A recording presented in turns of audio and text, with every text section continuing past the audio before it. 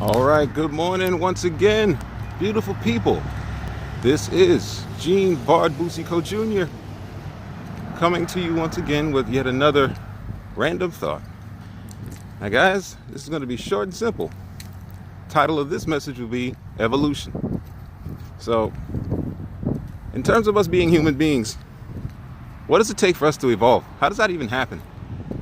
I mean, if we think about it from a very simple standpoint, looking at the human body,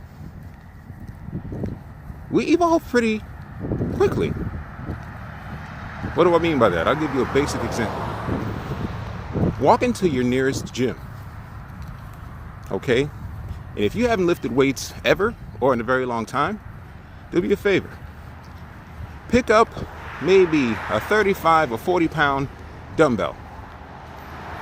Now you'll probably be able to pick it up, but stand there as still as you possibly can and bust out a few curls. More than likely that first time around, your arm's gonna be shaky and it's not gonna be that easy. You may be able to pull it off, but do a few repetitions. And what I want you to do after that is put that dumbbell down and walk away for maybe 2 minutes. Give your arm a chance to reset itself. And then I want you to walk to that same 40-pound dumbbell and do it again. Now, if you notice this time around, when you pick that dumbbell up, it's going to be noticeably simpler for you to lift that dumbbell and do those repetitions. Now, why is that, you may ask? Because even in a natural sense, your body evolves. The blood began to rush to that arm in order to account for the strength that would be needed to adjust to that weightlifting. That's how intelligent your body is. So even naturally, you are a creature that evolves. Why am I saying this to you? Because many of us encounter, challenges in life, or we think about wanting to reinvent ourselves, or maybe get past a particular challenge in our life, maybe very challenging, maybe very emotionally charging, and it's difficult. And some of us, what our tendency to do is to kind of just ignore the feelings or the emotions that come along with that difficulty, simply because for us to open ourselves up to the feeling associated with that, in order to open ourselves up to the feeling associated with that difficulty, will put us in a position of feeling vulnerable and not having control. But I challenge us to say this morning that it's actually in your best interest and to your own benefit that you actually embrace facing that emotion. Why do I say that? It's because, for the same exact reason I said, for you to train your body physically, embracing that discomfort, you'd even naturally have a mechanism within you to account for the difficulty that you anticipate, and the strength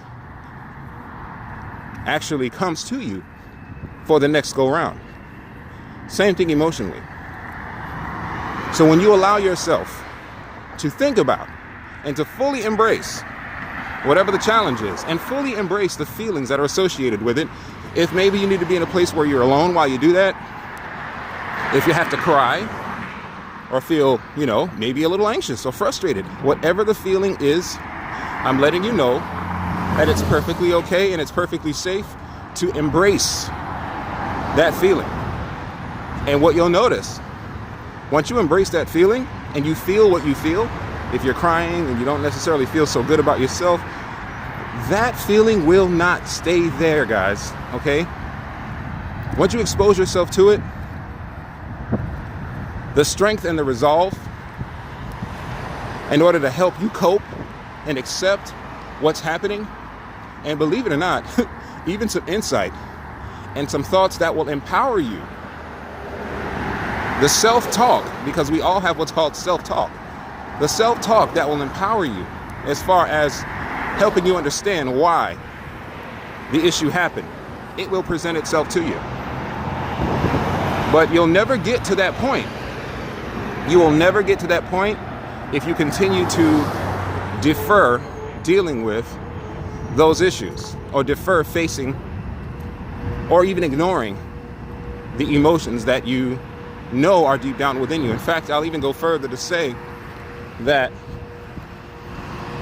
physiologically, even for your physical health, it's actually not healthy. It's not healthy for us to ignore those feelings. Ask any medical doctor, any psychologist, any psychiatrist.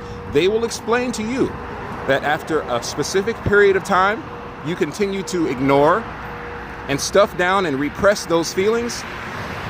That causes high blood pressure, stress on your body's physical being. Because mind you, emotion is pain. And if you don't face it, you stuff it down, it literally will impact your body. It takes a toll on your organs, believe it or not. This is clearly documented, researched information. So I'm telling us this because for our own health's sake, the best thing we could actually do in a scenario where we're dealing with difficulties is to open up to whatever the experience is, look the pain right in the face it head on. The same way you would when you decide you're going to walk into that gym and say, you know what, man, I got to tone up. I got to get stronger. Emotionally, it's the same way. And mentally, you'll notice a sense of relief after having faced that difficulty. Try it out, guys.